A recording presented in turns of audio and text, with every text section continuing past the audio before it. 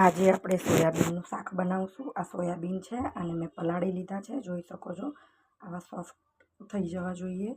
પછી આ મોટી નંગ 2 ડુંગળી છે, 1 ટમાટર છે અને લસણની પેસ્ટ છે અને આપણા રેગ્યુલર રૂટીન મસાલા છે। હવે આપણે પેન ગરમ થવા મૂકી દીધી છે। આમાં ઓઇલ નાખી દઈશું। આમાં મોટી 2 ચમચી ઓઇલ નાખ્યું છે। ઓઇલ સરસ ગરમ થઈ ગયું છે। હવે આની અંદર હું જીરું રાઈ કશું નાખતી નથી, એટલે હું ડાયરેક્ટ ઓનિયન નાખીશ અંદર।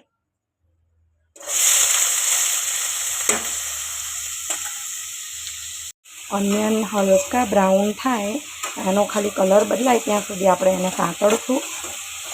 સરસ બ્રાઉન કલર એનો થઈ જશે પછી આપણે અંદર બીજા ટમાટર, લસણ બધું એડ કરશું। હવે તમે જોઈ શકો છો આપણું સરસ ડુંગળી સંતળાઈ ગઈ છે, કલર સરસ એનો થઈ ગયો છે બ્રાઉન। હવે આમાં આપણે ટમાટા એડ કરશું, પછી લસણની પેસ્ટ એડ કરશું,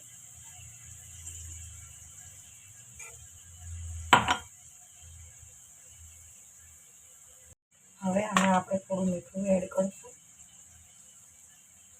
જેથી ટામેટા જલ્દી સોફ્ટ થઈ જાય। મીઠું તમારા સ્વાદ અનુસાર નાખી શકો છો અને સરસ મિક્સ કરી લઈશું।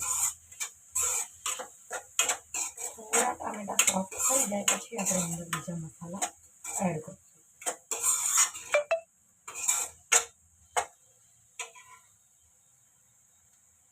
હવે તમે જોઈ શકો છો આપણા ટામેટા સરસ એવા સોફ્ટ થઈ ગયું છે અને આપણું ઓઇલ સરસ મજાનું રિલીઝ થઈ ગયું છે અંદરથી। હવે આપણે આમાં બધા મસાલા એડ કરશું। અડધી ચમચી હળદર એડ કરશું। અમે થોડું તીખું વધારે ખાઈએ છીએ એટલે હું 2 ચમચી મરચું એડ કરું છું। તમે તમારા અકોર્ડિંગ એડ કરી શકો છો। 1 ચમચી ધાણા જીરું, આપણે મીઠું પહેલાં નાખી દીધું છે એટલે હવે આપણે મીઠું નાખશું નહીં અંદર। અને મને છે ને હિંગ થોડી કાચી ભાવે છે એટલે હું હિંગ ઉપરથી નાખું છું, તમે વઘારમાં નાખી શકો છો।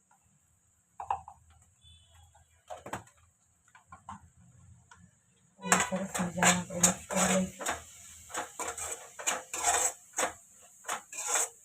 હવે 5 મિનિટ આપણે મસાલાને પાકવા દઈશું। સરસ પાકી જશે મસાલો અને પાછું આમાંથી સરસ મજાનું રિલીઝ થશે એટલે આપણે આમાં થોડું પાણી એડ કરી અને સોયાબીન એડ કરી દઈશું।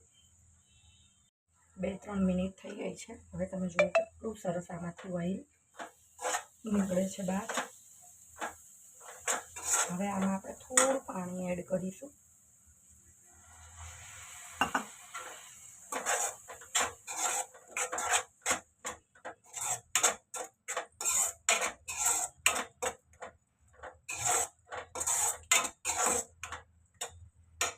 હવે આમાં આપણે બધા આપણા સોયાબીન એડ કરી દઈશું।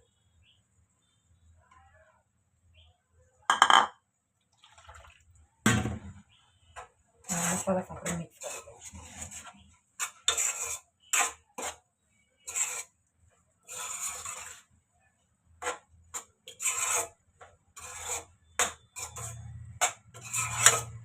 જોઈ શકો છો કેવા સરસ સોયાબીન દેખાય છે આપણા।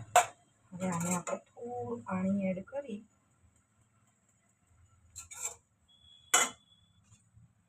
થોડું આપણે અડધો કપ જેટલું પાણી એડ કરશું।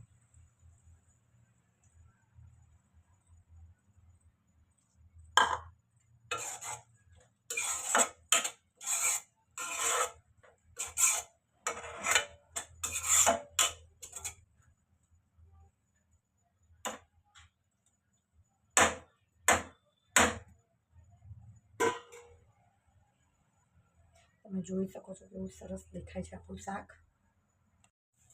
હવે તમે જોઈ શકો છો કેટલું સરસ દેખાય છે આપણું સોયાબીનનું શાક। હવે આપણે આને કોથમીર નાખીને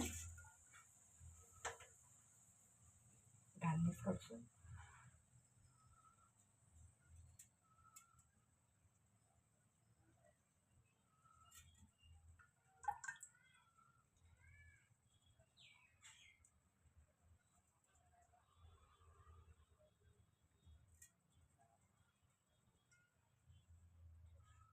આ લસણની ચટણી પણ મેં બનાવેલી છે પહેલેથી, મને ભાવે છે એટલે મેં એવી રીતે રાખી છે. અને સરસ મજાની આપણે ગરમ ગરમ ઘીવાળી રોટલી અને સોયાબીનનું શાક બહુ જ ટેસ્ટી લાગે છે. કોઈ દિવસ બનાવીને ટ્રાય કરજો. Thank you.